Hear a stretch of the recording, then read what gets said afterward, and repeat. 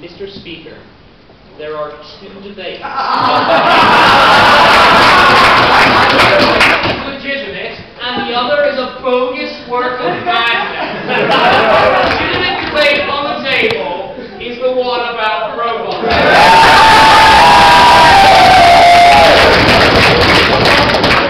Mr. Speaker, Team Southern Baptist is going to give you the case for intelligent design.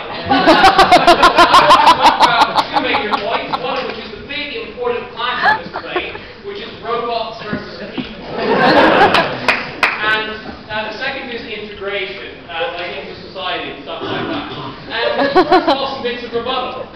They say bad nations will get this. No, for a number of reasons. One, they are poor. They can't. Two, we can prove this is an unambiguously bad decision. If they wish to make bad decisions, they are welcome to.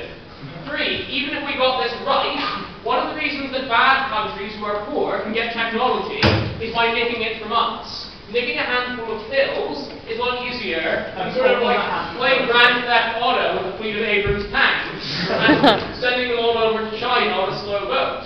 Also, there's a kind of a slightly serious argument, like the sorts of nations that would get this technology would be able to technologically leapfrog us, because if they want to have like any sort of like consent or volunteerism, China won't.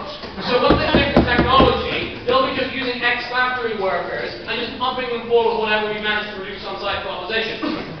Secondly, Derek just gives you this like really random fuzzy argument about like then we can like make people shoot laser beams out of their eyes, and then it'll help disabled kids. Then they'll have something to do at parties or something. There are other clear ways to help disabled people. We'll do them too. Like we're not going to sell them on crackpot technology that we don't know the end of.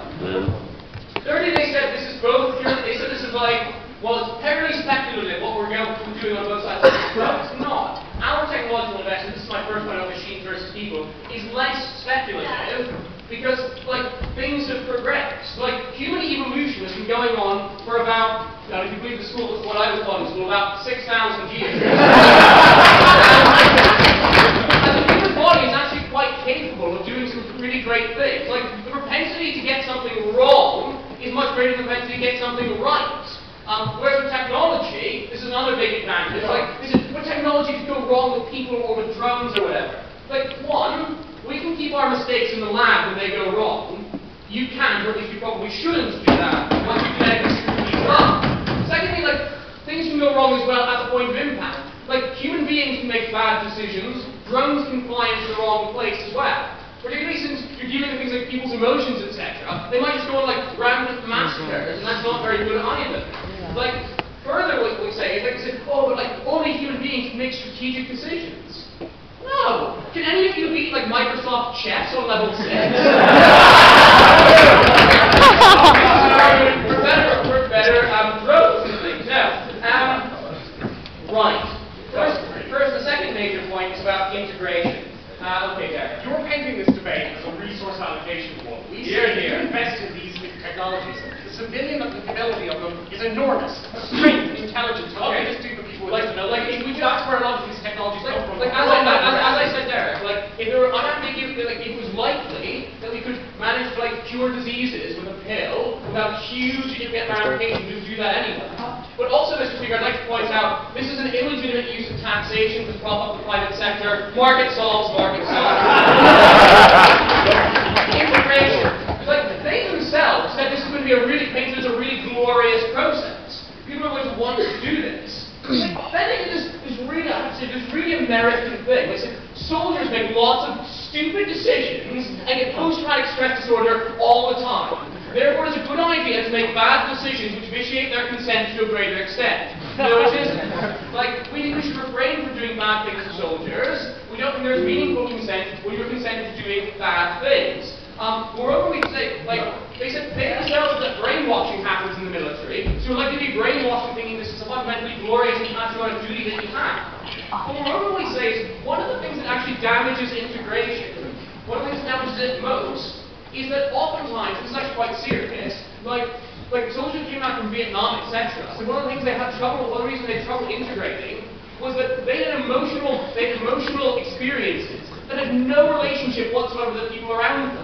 Like, it's hard to do your 9 to 5 every day, like selling insurance or something, when the greatest thrill you got, you had adrenaline pumping all throughout your body when you were parachuting out of a plane. When people have found one thing in life that they're good at, all of a sudden you want to keep doing it until you can't get out. Why do Johnny and I keep coming to debating contests? There's nothing else we can do properly. Finally, we say this is going to be very unlikely to check abuses. Like, you've got huge problems with things like Gulf War syndrome, experiments with people in Tuskegee, etc., often carried out by the US military. They can do these things because these are groups that aren't politically sensitive themselves and aren't able to lobby and etc., talk about their rights. And finally, we're going to say, even if they wanted to release this, even if they have all the benefits they could possibly garner on their side, we don't necessarily think a society in which there are like people who are manifestly stronger or smarter than everyone else is going to necessarily, like, first of all, it's not worth the cost. We don't even know what's going to happen to the next generation that comes out, like when these people breed with other people. Like, there are so many harms, we can only speculate on how bad the impact would be. But finally, we say that most of the division of goods in our society is based on relative gains rather than absolute ones. A group of people, like a select group of people who came out, like when the SAS become like take positions as are the strongest, fastest, cleverest people in our society. In many ways, this would just create a race that the poor can't keep up with once this is released to the private sector, as Derek wants to do eventually. We the rich people will be able to buy their way into cleverness, strength, speed, or whatever. And that's assuming everything on their model works, and it's also assuming that we can do much better investing in robots, which we can all enjoy, and which make better toys for children when released in the private sector, that are more affordable, less speculative, and absolutely great fun, when each of us has an 8-foot-tall Yeti that we can use as a toy to give to children. So for all these reasons, because integration is good, because concern for the poor is probably good as well, and because Johnny and I need new hobbies, we very much thank you.